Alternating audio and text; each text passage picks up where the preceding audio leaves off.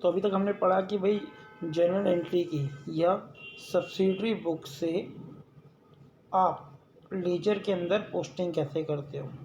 तो हमने journal entry की बेस पे पढ़ा, सब्सिडरी बुक के बेस पे पढ़ा, ओपनिंग एंट्री की पोस्टिंग कैसे होती है, सब लेयर पोस्टिंग पढ़ ली। अब बात करते हैं जब लेयर में पोस्टिंग कर लेती हैं तो लेजर अकाउंट के अंदर जितने भी अकाउंट दे रखे होते हैं उनका हम बैलेंस कैसे निकालते हैं, जो कि उनकी बैलेंसिंग फिगर होती है, इसे कैलकुलेट करते हैं। तो बैलेंस हम वैसे ही निकालते हैं जैसे कि हमने कैश बुक के अंदर करा था, तो उसी तरह हम इसके अंदर भी बैलेंसिंग करते हैं। तो एक ब्रीफ करके बताते हैं आपको कि बैलेंस नॉर्मली कैसे किया जाता है। कि सपोज दैट माने हमें रेंट अकाउंट गिवन है, तो रेंट अकाउंट के अंदर आपकी दो साइड, जैसे हमें पता है डेबिट और क्रेडिट दो साइड होती है, ये आपकी डेबिट साइड है, ये आपकी क्रेडिट साइड है।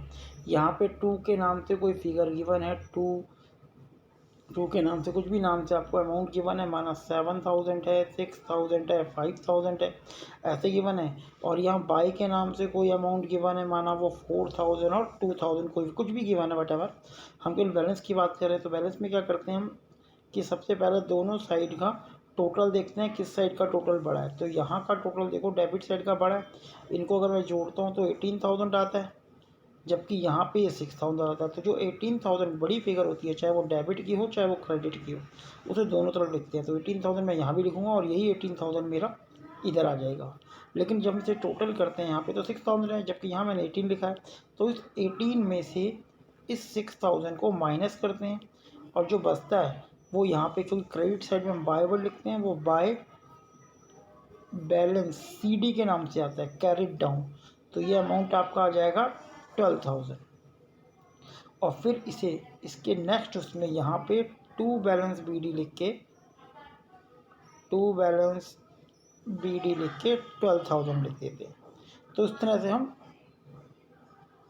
अकाउंट को क्लोज करते हैं। तो डेबिट भी आ सकता है ज़्यादा और क्रेडिट भी, तो जो साइड ज़्यादा होगी हम उसको इस तरह ट्रीट करते हैं। एक एग्जांपल और लेके करते हैं ताकि आपको और क्लियर हो जाए।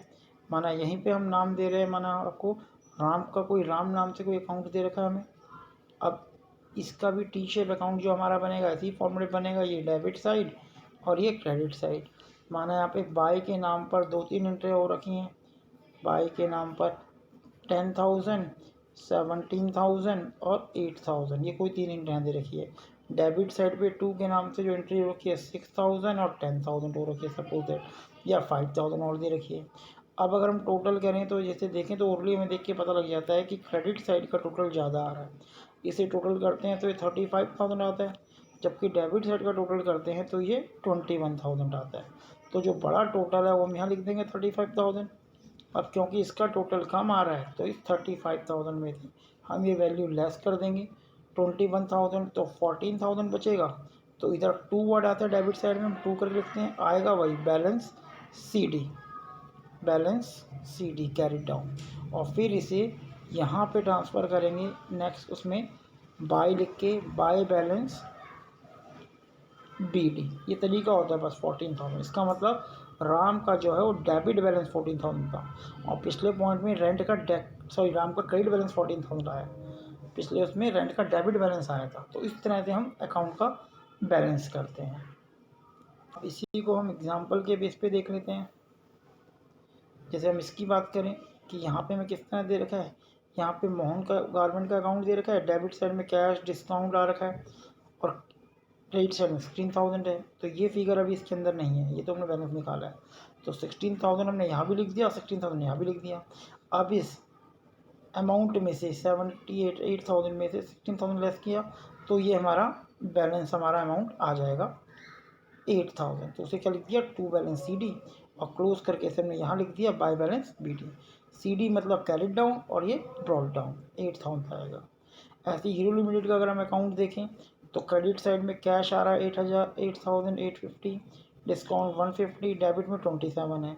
ये अमाउंट इसमें भी गिवन नहीं है, तो 27 यहाँ भी लिख दिया, 27 यहाँ भी लिख दिया। इस 27 में से इन दोनों को लेस किया तो 18,000 बैलेंस बचा।